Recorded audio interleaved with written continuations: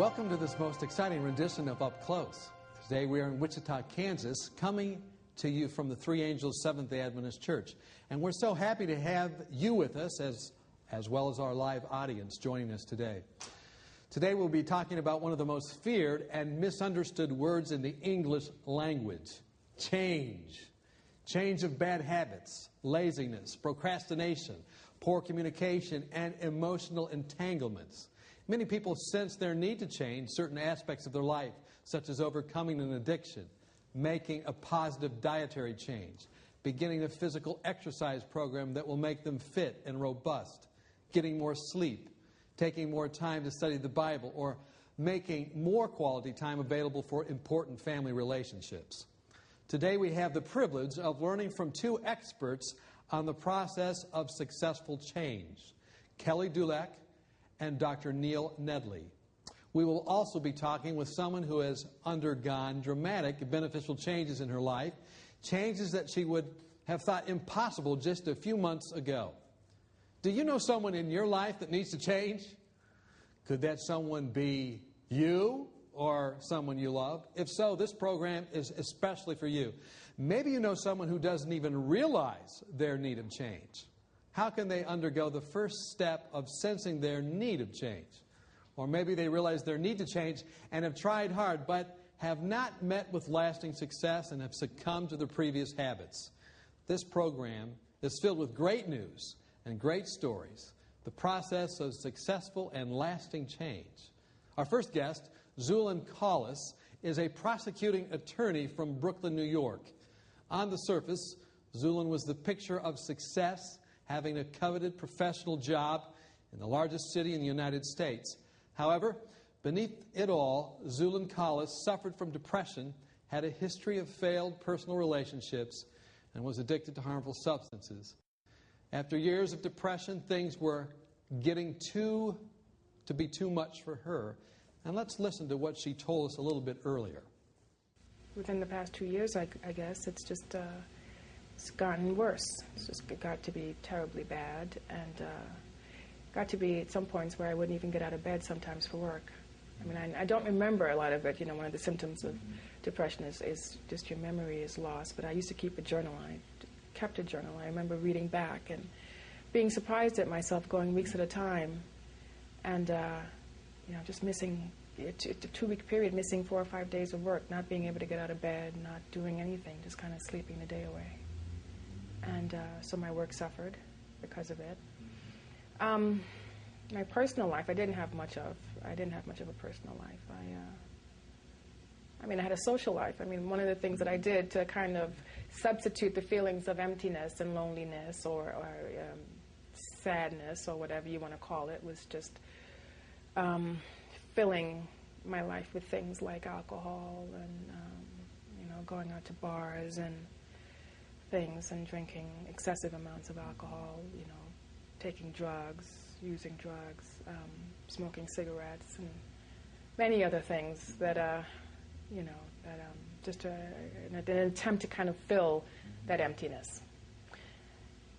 When that stopped, or, you know, when I stopped socializing, you know, 4 or 5 times a week, I just found that there was nowhere to go. I was just kind of, what next?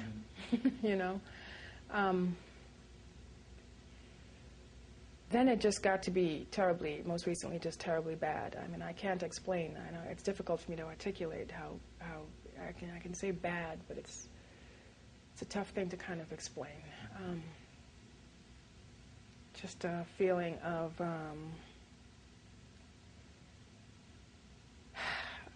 I mean, I want to say they're feelings, but there's so many non-feelings too, you know. But it got to the point where I was just really terribly desperate one day, and I called my mother, and I didn't want to talk to anyone. I just felt like, you know, life was too much for me to live, and I didn't want to live it anymore.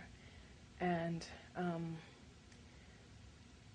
I'm not a person to communicate my feelings. I don't share things with anyone. I think my family will tell you, my friends, I kind of, you know, I wear this mask, and when I go home, you know, it's something completely different. But I, for some reason, picked up the phone that day and called my mother. She was at work.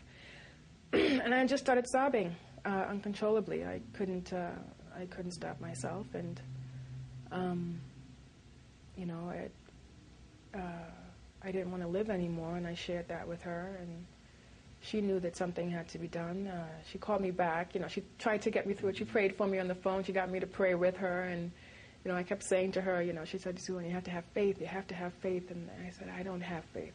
No, I don't have any faith in anything." Have you ever been there? Can you identify with any of what Zulin was sharing? Really a touching picture of someone that is really in trouble. Well, we're glad that Zulin Collis made it through that particular situation. She's here with us actually at this program, so we want to welcome Zulin Collis to the program. Welcome.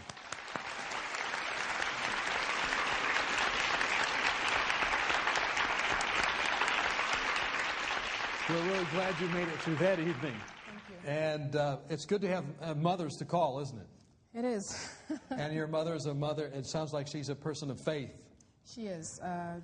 She's actually brought me through a lot. I think I've learned from her a great deal.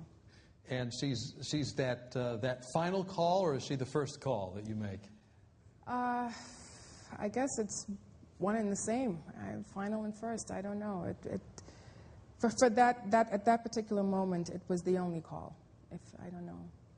Well, you know, I'm glad she was there. And for so many people, that's true. The mother's there. What did she say to you when you called? I mean, you were telling, you were pouring your heart out, and you were sobbing. But then, what did she say? Well, she tried to get me to, I guess, articulate or tell her about what it was that I was feeling, and I couldn't do that. I was too busy sobbing, and she, you know, said it's going to be okay, and she prayed for me on the phone. And when I told her that I didn't have faith, she tried to explain to me, you know, what faith was, and took me through that, and then just told me to hold on, that it'll be okay. Did she recommend anything else? Well, she had me repeat certain prayers with her. I don't remember them now. Okay. It's a complete blank to me, but I did repeat those prayers with her over the phone. And at some points, I mean, at some points for a moment, I could tell that it was just a little better, but not really. It's just. So it was kind of like she was saying this. It seemed to be something important to her, but it wasn't working for you. It was not. Now, you ended up at the Lifestyle Center. How did you even hear about the place? I didn't. Again, that was my mother. And I just recently found out how she actually found the place. She's a member of the CHIP program at her Seventh-day Adventist church. And she'd gone to a convention in Vancouver last November. She just told me this recently. She'd seen some books, looking around, and two of the books that she'd seen, she'd written down. And two of the books were Proof Positive and Depression, The Way Out by Dr. Neil Nedley. She put that aside. All her materials from the convention she put aside. This is a woman who had since moved all these things, but she had this package in her drawer in the new house. She said she went home immediately that day. Something just told her. She wasn't even thinking about those materials in particular, she said to me, but she went to that drawer, she opened the folder, and in all these materials that she saw, she the name, the books and Dr. Nedley's name stood out. She went on the internet, she did a Google search of Dr. Nedley and found the Lifestyle Center of America and discovered that they were running a program on depression just 3 weeks from the time that we'd spoken. What were some of the things that began to make a change in your life? Well, I guess that's kind of ahead of where we want to be. Did you want to go to the Lifestyle Center? When you got there, did you feel like, aha, this is the right one, baby, uh-huh? Not at all. Not at all. Actually, it was up until the day I was leaving, or scheduled to leave, I didn't want to go, I just felt like I was a robot at that point. I was doing, but I did not want to go and tackle and deal with, this depression, these things that had been, weighing me down. The things that needed to be changed, yes, that were related to that. Yeah. Well, we want to listen to what happened, some of the things that began to happen in Zulin's life that led to some changes. I mean, both Kelly and Dr. Nedley kind of showed me that not only, could I change, the way I felt and was feeling, but showed me how to change that, and that was important. And so I learned that, because I suffered from depression, I engaged in these kinds of thoughts, these distorted thoughts. My brain wasn't functioning optimally because I wasn't treating my body, in the right way. But and when I realized that my brain wasn't functioning correctly, and that as a result, I engaged in certain kinds of thought processes or certain kinds of thoughts, then I was told, well, I can change these thoughts. And then that was obvious. Once I began to change my thoughts, then the emotions that I suffered as a result would change.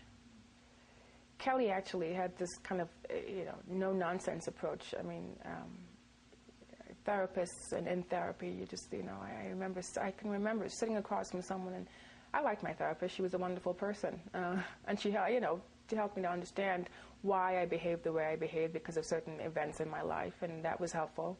But at a point, it stops being helpful. It's just there's a block you just can't get past, And what Kelly, helped me to see was that, yes, you did suffer these things. These things happened in your life, and they're terrible, and you feel pain because of it, but no more. I mean, you cannot allow yourself to engage in the same patterns of behavior because of those painful things or painful events in your life. Stop it.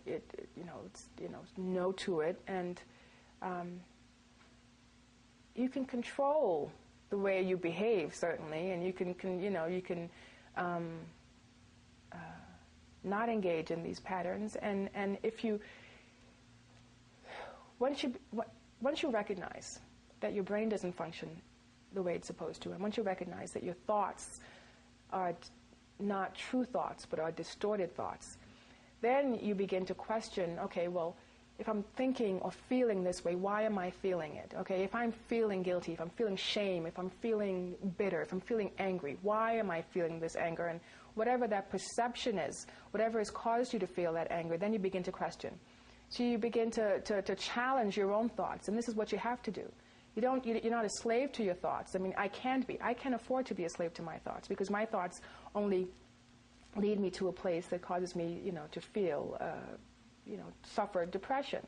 I have to always question what I'm thinking and why I'm thinking it, and hopefully then, begin to, and I've experienced it, feel better feelings. So you replace your unhealthy thoughts with good thoughts. And eventually, you're no longer acting automatically, based on those unhealthy thoughts, but those unhealthy emotions will be replaced by healthy emotions. And that's where Kelly was helpful. I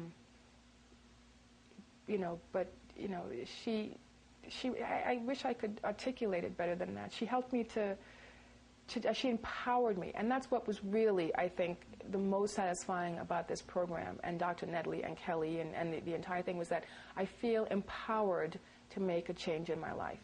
Well, you're saying there that really emotions and feelings follow thoughts, and you are able to choose those thoughts. Is that what you're saying? Absolutely. We have, the choice is with us and within us, and once we have the power to make that decision and make that choice. And this was something new to you after you met Kelly?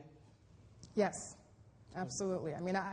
You hear the words all the time. You can choose choice, but you don't understand what it means and what it can mean in your life and to you personally. Now, Kelly told me before, she said that when you first met one another, she didn't really know how to relate. I guess she came with some room service one day. Tell me about that. It was more than room service. Gosh, I guess it was the second night that I was at the Lifestyle Center, and as I told you, I didn't want to be there, didn't want to engage in this process, and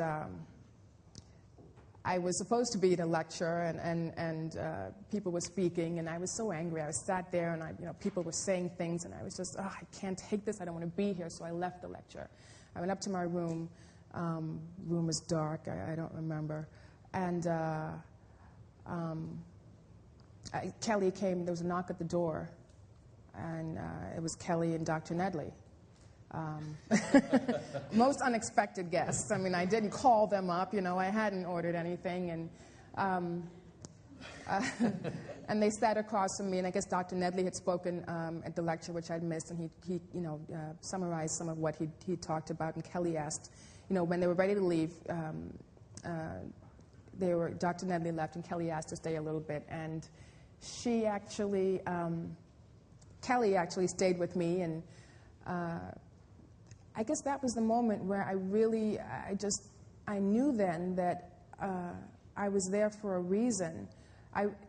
What she said to me was, you know, I can tell that you're in a lot of pain. Mm-hmm. And she said this, I mean, she was very sincere, and I looked into her eyes, and I looked at her, and I wanted to be, I was just still, I really did. I still was hanging on to that little bit of anger, you know, and I just really, no, lady, you don't, you know, but somehow, something inside me, I guess that was the first moment that I realized that I was supposed to be where I was at Lifestyle for a particular purpose. Now, we've talked about thoughts and emotions, but did you make any physical changes? Oh, absolutely. I mean, physical... Like lifestyle changes? Absolutely. The way I ate, I mean, the lifestyle center there, I mean, the entire thing. I'd never eaten like that before. Okay. I mean, you know... That was tremendous. I mean, no meat. You know, the plant-based diet. I mean, it was essential, I think, to getting. And they explained why that was and everything. Yes, Dr. Nedley did, and once you understood why that was, it was easier to engage in it. It was easier to do it. You know, understanding is really important to making the change. In the rest of our program, we'll try to understand more about the process of change and how you can make things happen in your life. With us, we have two experts on the subject, Kelly Dulac and Dr. Neil Nedley. So stay with us. We'll be right back.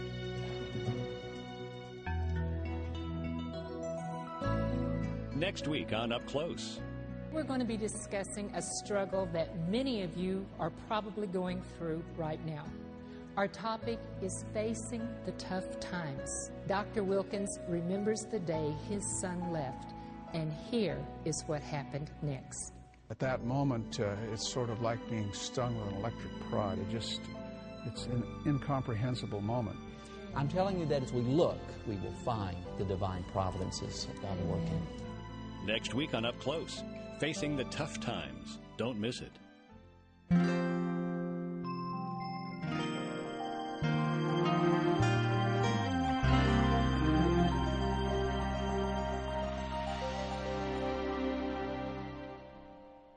Welcome back to Up Close. I'm excited to introduce our expert guests for today, Kelly Dulac and Dr. Neil Nedley. Kelly Dulac is a clinical psychologist who practices at the Lifestyle Center at Montemorelos University in Mexico. She has helped many clients overcome powerful addictions and incorporate new, healthy lifestyle habits. As for Dr. Nedley, he is an internal medicine physician in Ardmore, Oklahoma. He has helped many of his patients incorporate new, healthy habits as well as eliminate bad ones. He is the author of 2 books, Proof Positive and Depression, The Way Out, and has been on numerous programs on 3ABN. So please welcome Kelly Dulac and Dr. Nedley with me.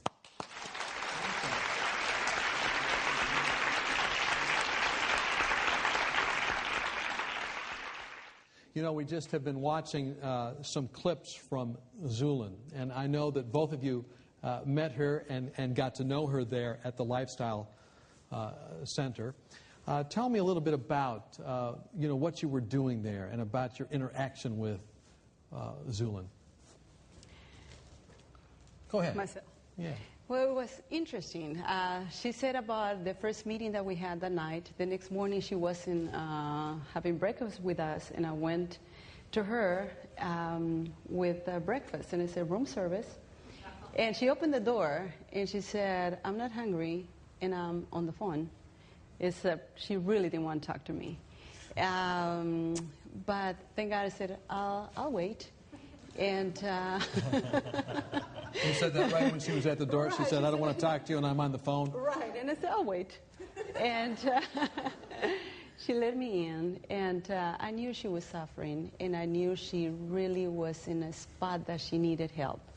And we started to talk, and she started to cry. I said, I cannot do this. I don't think I can do this. And I knew it at that time that definitely she can do it. I know that everybody can do it.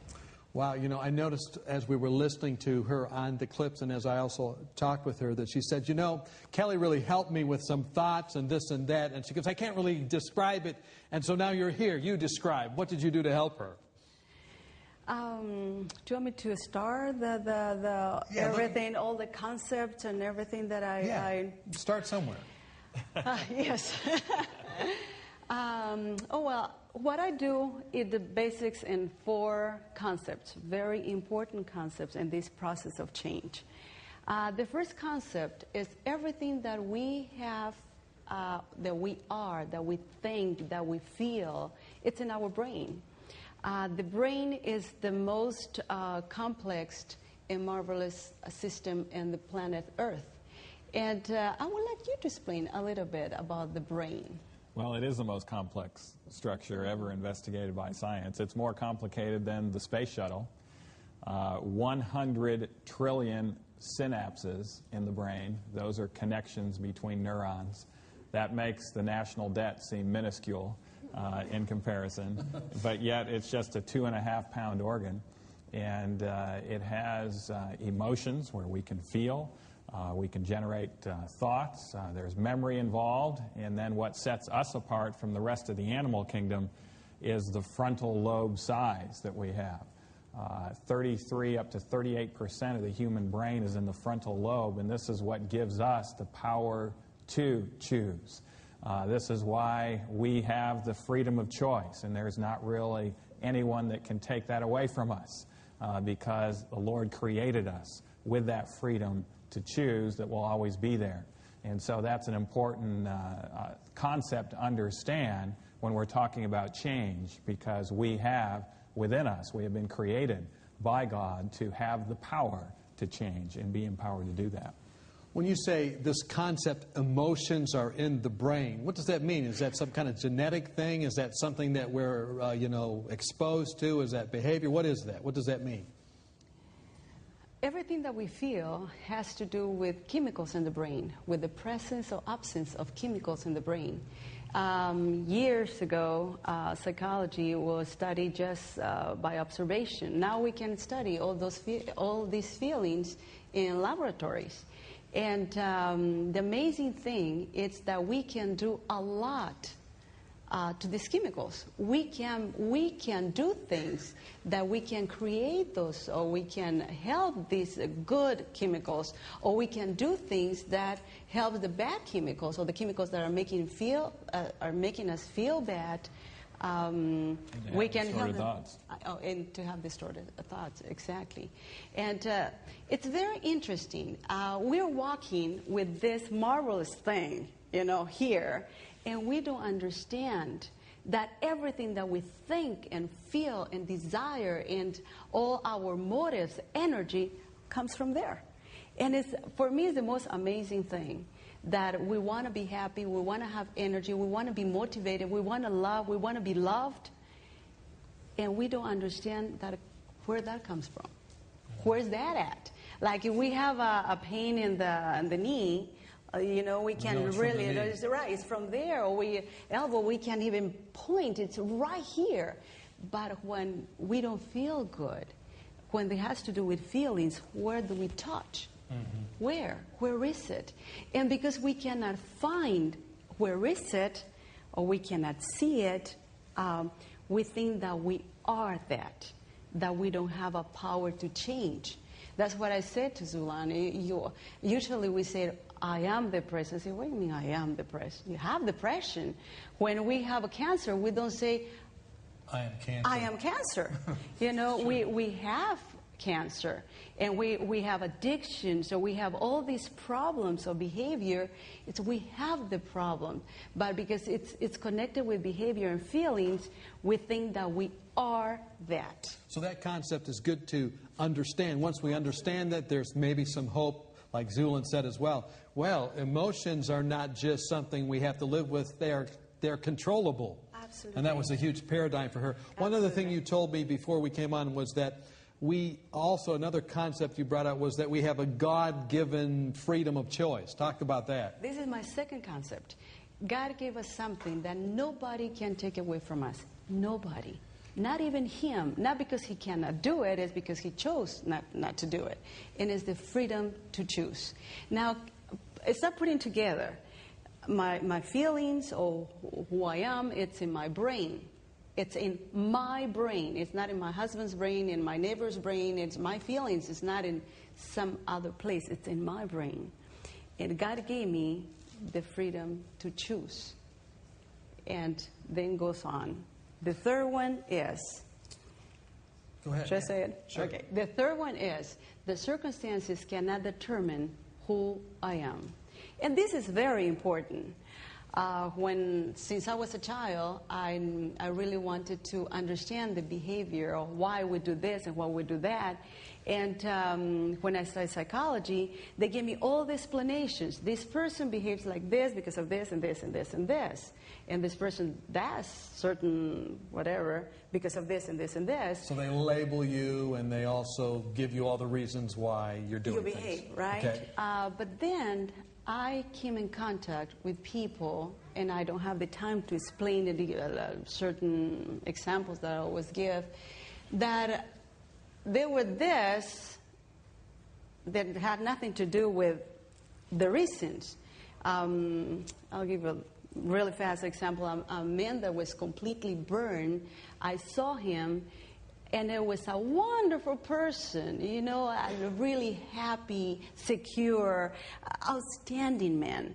For me, he was supposed to be a totally depressed, different person. angry because he's burned and all that. Absolutely. We can give all the excuses to this man, you know. He could be in alcohol, drugs, and depression and all that. And this man said that my circumstances is not going to determine who I am. That was shocking. It was my first encounter with a reality that we have that freedom to choose, regardless. When Zulin was saying in her, the clip here, she was saying, you know, it's only helpful to a point to figure out why things are happening, or supposedly what's causing that.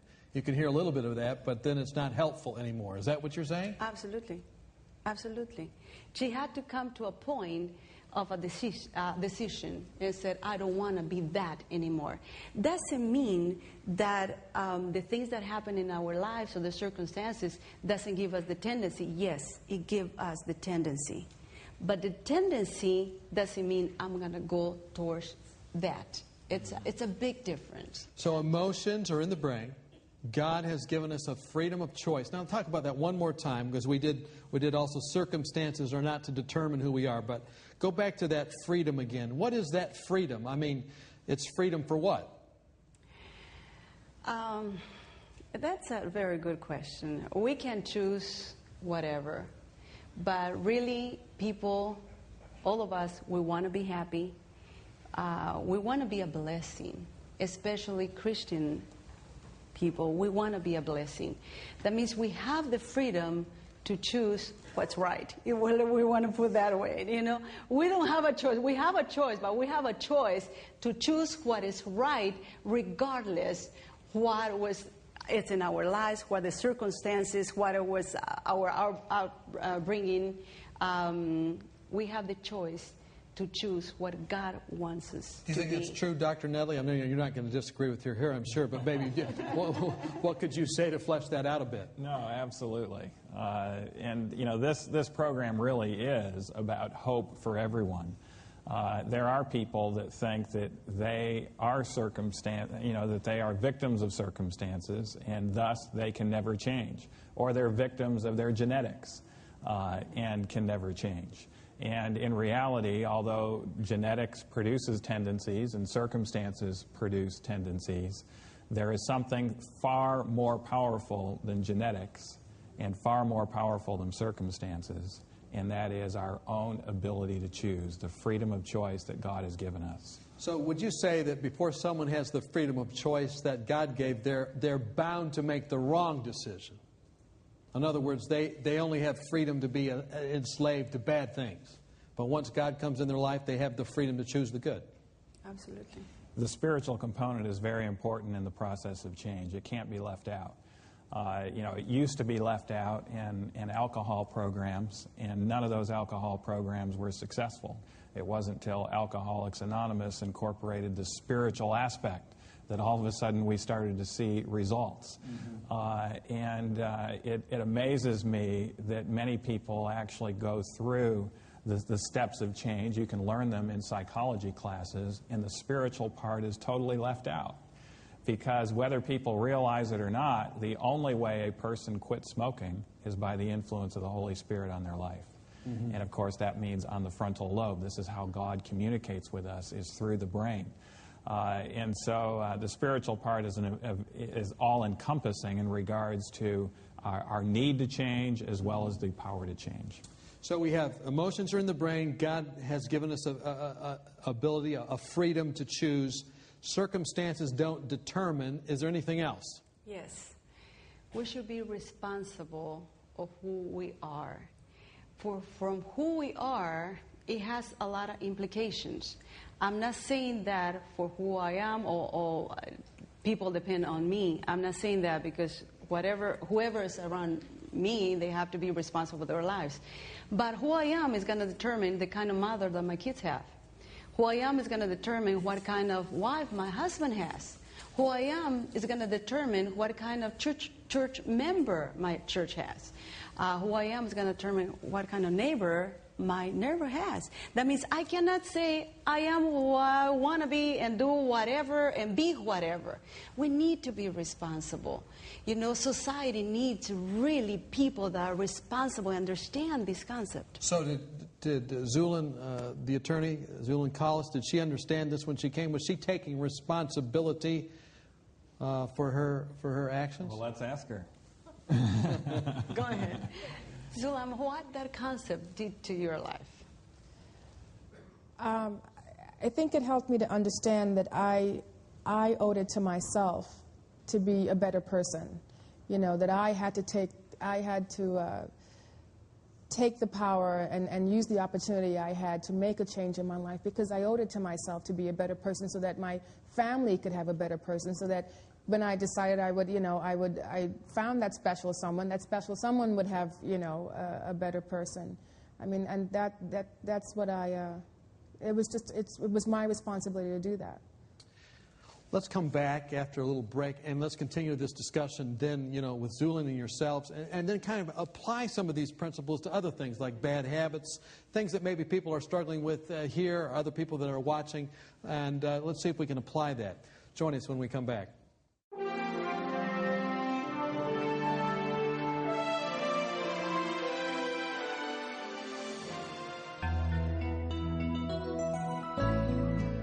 Do you dread changes and yet know you need to make some? Do you long for help in making those needed improvements? If so, we have just the book for you. Find strength and help as you read Secrets of Peace. For your free gift, just write to us today at Up Close, Post Office Box 220, West Frankfort, Illinois 62896. Or call us during regular business hours, 800-752-3226 or 618-627-4651. Ask for Up Close offer number 6.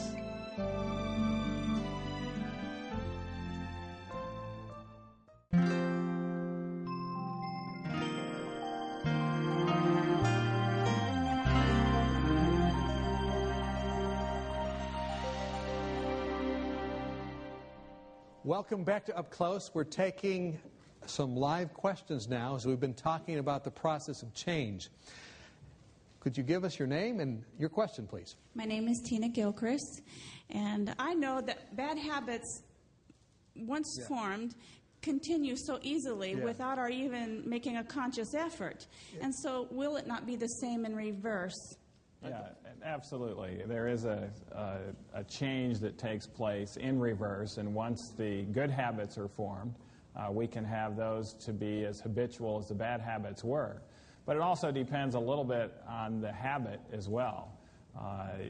For instance, there are studies dealing with cocaine that show if you use cocaine once, you're addicted. It's really almost that powerful. There are, unfortunately, in today's society, addictions that are very powerful. Some would put pornography in that same category of being just one time, and the addiction characteristics are set up. And for good habits, it's not quite that way. Once you drink water instead of Coke, it doesn't make you want water every time. Mm-hmm. And so there is a little bit of labor and persistence, and that's why there is effort in replacing the bad habits with good habits. And that's also why we need the power of God, because as human beings, we cannot do those things in and of ourselves. But what I want to say is that, like I said, the first concept is what we are in our feelings, in our behavior, it's in our brain. And when we put the good habits, we put the message of health, that is going to give us the strength to deal with the bad habits. And we eating well, we resting well, we are breathing good air, and we exercising. All that is going to make our physical part of our body really have the energy. And it's going to help us to really deal with any kind of problem that we have. It's amazing that we don't think that this is a machine. And this machine, in order to function, has to work well. We think about all kinds of machines, all the machines, they need to work well in order to, we need to take care of them. But when it deals with our body, we don't do that. We want to, do all kinds of good things, but we don't take care of the body. We don't take care of the brain. Where that is going to come from then? Judy, I know your name already. What's your question? My question is, what do you say to somebody when you tell them about these things and they say, well, that's fine for somebody else, but there's no hope for me, there's no help for me, I'm different? Consciously incompetent. Unconsciously incompetent. Really, it's nothing that you can do when the person doesn't want to hear about it, when that doesn't want to do anything about it. But your example, your life, your energy, your good mood, your love, your caring, it can inspire that person. It can make a difference, that person to see God through you and pray for that person. But really, for change, the person has to see the need for that. We do have to have the person understand that there is hope. Often their choice of saying that there's no hope is one that if you have them analyze that statement, it's actually a cognitive distortion. We go through the 10 cognitive distortions, but I've met many depressed people that say that there is no program or no medication or nothing that is going to help me because I am beyond hope. And that is a mental filter. It's overgeneralization. It's all or nothing thinking. And if we give them examples of those types of thought processes, they'll be able to understand that that is a cognitive distortion. It's not true. And then they need to rephrase it into something that's true. And once they recognize there's hope, then it comes back on the responsibility part on what to do about it. One other thing you didn't mention, but I know you believe, is prayer. If someone says no, then you can keep praying. And I like to say that prayer is sort of like email. You keep sending it and sending it and sending it. And then someday when it's open, they saw all the messages that were there all along the way. And they see that God was there. Your name and your question. My name is Enoch Mochache, and my question is very similar to the previous question. Changing work shifts affects one's eating and sleeping habits. Now, how does one get over these distortions to maintain a healthy lifestyle? Changing what? Changing work shifts. Work shifts. Okay. Well, Zulan, tell us about how you did that. Well, I mean, I was fortunate enough to be in a position where I could change my work shifts.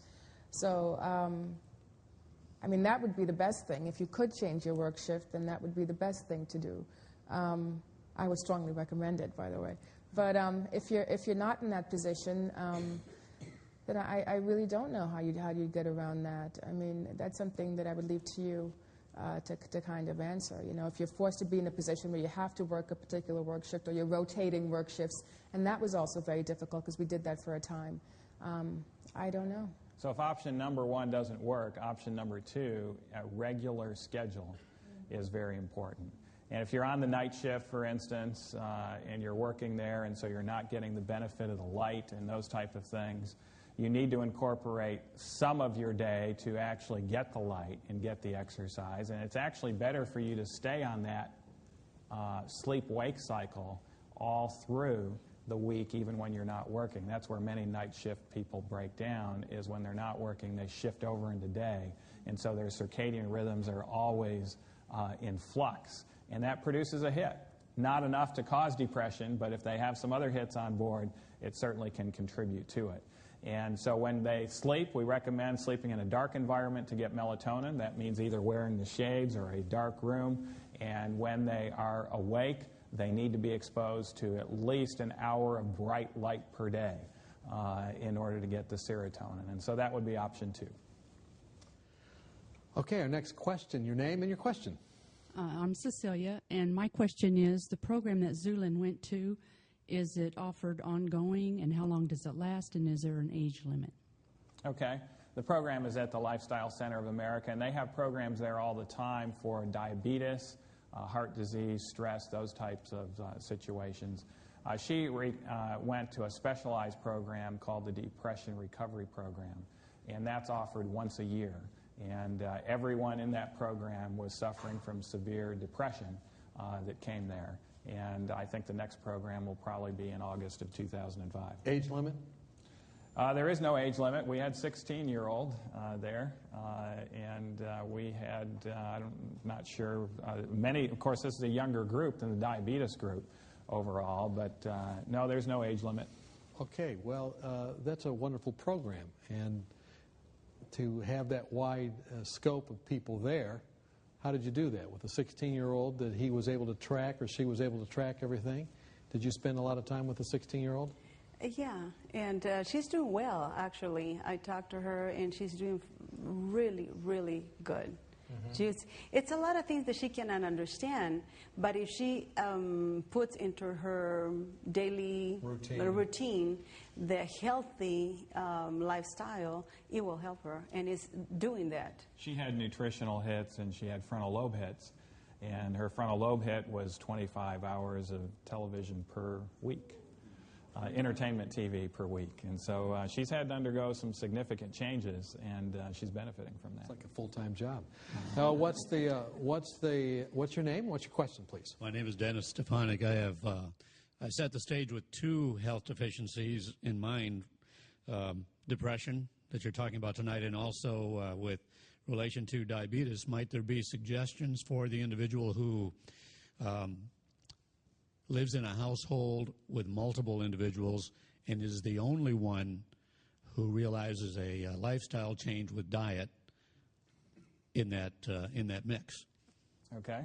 So what do you do when you're part of a household where you're the only one who is conscious, essentially, in the group? Kelly? Yes, what do you do? Well, I cannot say that it's easy. It must be tough, but circumstances cannot determine who you are. That means you have to decide and make adjustments somehow, and not expect people to feel or to think the same way that you do. You have to be responsible, and not try to implement what you believe and put into other people's lives. But you have to make the decision and do all you can to follow that and to be an inspiration for those people. You know, they have to see a change in you. They have to see a good attitude. When they see that, you may change their mind. But if you're preaching to them and telling them that they're doing wrong and they have to change, then it's going to be even tougher for them to change. But you don't have excuse. Even if you're not excused. You have choices still. You think there's something wrong with preaching? I guess from the pulpit you can. I'm just checking. What's your name and what's your question? My name's Dave. And the question is directed at to the psychologist here. The 4 principles and the 4 stages that you were talking about, I'm curious how that would be received in the psychological community as a whole, and what implications would that have to anyone who is seeking professional help? That's a tough question. I don't know if I want to answer that.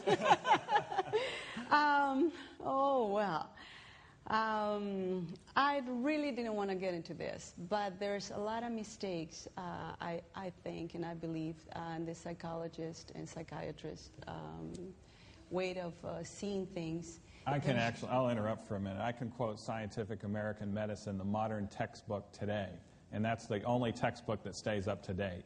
And it says, traditional forms of psychotherapy have never been proven to help depression any more than a placebo does. Those are traditional forms of psychotherapy, and that's what's being utilized largely to a great degree. And so that means all of these theories that sound good that you might have learned in psychology class, when put into practice, actually don't work, at least in many settings. Now, placebos can work some, and so that little bit of success has led them to think that this is actually helpful, but when they have tested against the scientific method, it has not been helpful. And that's the reason why I've gotten Kelly involved, because Kelly involves a type of therapy that actually has been shown scientifically to be helpful. It's actually where we talk about the frontal lobe. We talk about cognitive behavioral therapy. By the way, frontal lobe is kind of left out of the picture in most psychology classes. It's left alone because it's the spiritual part of things and moral things, and psychologists aren't supposed to talk about morals or beliefs, and so they leave it out. But Kelly actually takes a vehement position against much of the past standard psychology world. Fortunately, much of it is starting to catch up with Kelly now, and I think it will eventually. But I don't think we need to be ashamed to say that our program does not utilize much of what is there in standard psychology. Yeah, what it led me to work the way that I do, it's seeing people and the power of the brain, and what God gave us, really, and what we have in our hands is so powerful. There is nothing that should stand, from our success or to be what God wants us to be. What I find out, it's people we use as an excuse to manipulate or to do whatever we want. Circumstances or our pains and wounds, we use it as an excuse, and I take those excuses out. And I leave everything up to the person. And it's amazing, the results. It's just, I am amazed with the results. I'm still, being amazed. There's no excuses. Animals can be trained. Can you imagine? Animals can be trained.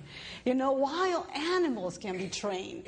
It is impossible that a human brain cannot change and be healed and be marvelous people in this earth, and to be a blessing regardless what we went through, regardless. And really, it's every day I'm more certain of this truth, really.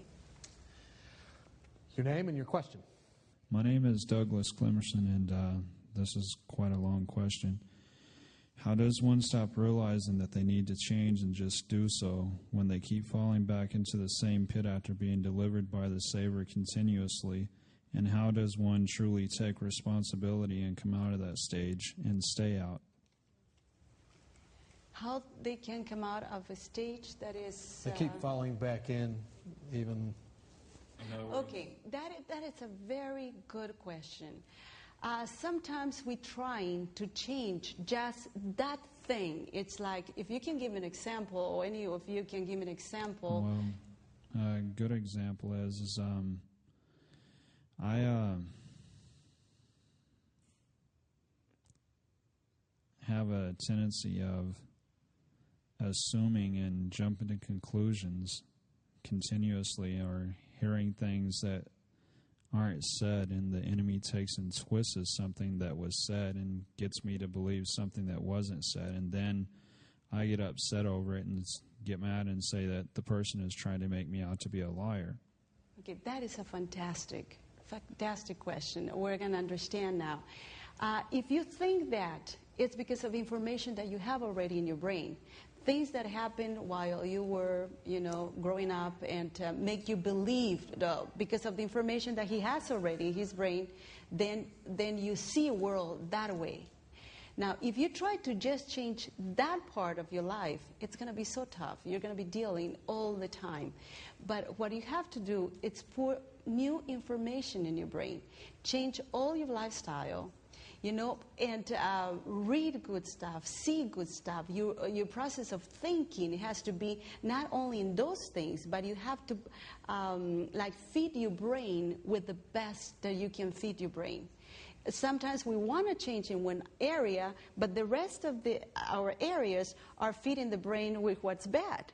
And it's almost like trying to go against the current, you know. And the more things you bring into your brain that is bad, the current, it's even, you know, it's stronger. But if you put into your brain, you make the decisions, and you said, okay, this problem that I have, it is in my brain. I will help my brain.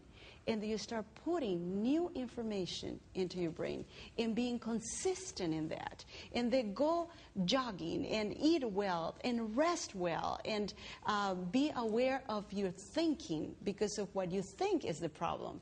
Yeah, and be changing and go to God and read the Bible, and you're just putting new information. Your reaction is because of the bad information that is in your brain. Okay, well, that's fascinating. What you're saying then is that sometimes people will just fixate on one thing, and that's not so helpful. You need to have a broader approach, all kinds of things, addressing the same thing. Have you found that the same, Dr. Nedley? Absolutely. Yeah, it takes a comprehensive approach. And that's why the Lifestyle Center program works so well, is because we can change everything at one time. When I do the community programs, in Ardmore and other places, we work on a hit category every week. And so that means there's 8 hit categories we can work on, and so it takes 8 weeks to go through it. It's a longer process, but for those that go through it, it can be just as successful. But when we can change everything up front together, we're given a head start that produces a powerful before and after experience, as we've seen demonstrated here with Zulan. Your name and your question, please. My name is Joel, and my question is, if you're trying to stop an addiction, should you completely abstain from it or stop it slowly by slowly? Okay, that's a good question. And actually, if you are trying to overcome an addiction, the cold turkey method is the method that works. And it sounds cruel, total abstinence for life. And, you know, some people say, well, you know, what about just once a month? I was asked that about smoking recently. One time a month. That's not going to harm me, is it, if I just smoke 1 cigarette a month? And, of course, that's a lot better than every day. It's a lot better than multiple packs a day. But when we reward ourselves periodically with a habit like that, we undermine our ability to ever overcome it. And it's only by being free of that addiction that we will actually learn enjoyment of life that is separated from that, and then we know that our joys in life are not connected with it at all, and soon the addiction won't be missed. And if the addiction is not missed, that's when we are unconsciously competent, and we have reached an important stage 4, and that's why the taper back method is met with failure often. I want to ask Kelly to just share with us her final thoughts. We have a couple minutes. Share those final thoughts with us today. Give us that pearl of great price. Oh, well, there are so many thoughts that I have, really. I work with addictions a lot. And if we're trying to, like the doctor said, if we're trying to deal just not using whatever addiction, it's tough. But again, my final thought is God has given us 2 messages, power messages, the power of the message of health. When I started to work in Lifestyle Center over there in Montemorelos, I thought that I knew this. I was Adventist since I was a kid, and I was a runner, and I didn't eat meat all my life. That said, you know, I was good for the job. And the message of health is so profound. And it's so simple. And it gives us the power, the energy, the aiming. And the message of health is not to have health. Can you imagine that? When I heard that from my husband, I said, wait a minute, what are you saying? The message of health is not to be healthy. The primary reason is not to be healthy. It's to be clean in our mind, in our body, to be able to be connected to God and to understand His message. When we are healthy, when this machine, this brain is working well, I can understand the message of the gospel. And it's so powerful. You know, and you want to overcome addiction. You want to overcome all kinds of bad behaviors. Get into the message of health. Go jogging, breathe in the morning, rest well, eat well, have a good attitude, trust in God. You'll see how that is going to shake your life. Really, it's going to shake your life.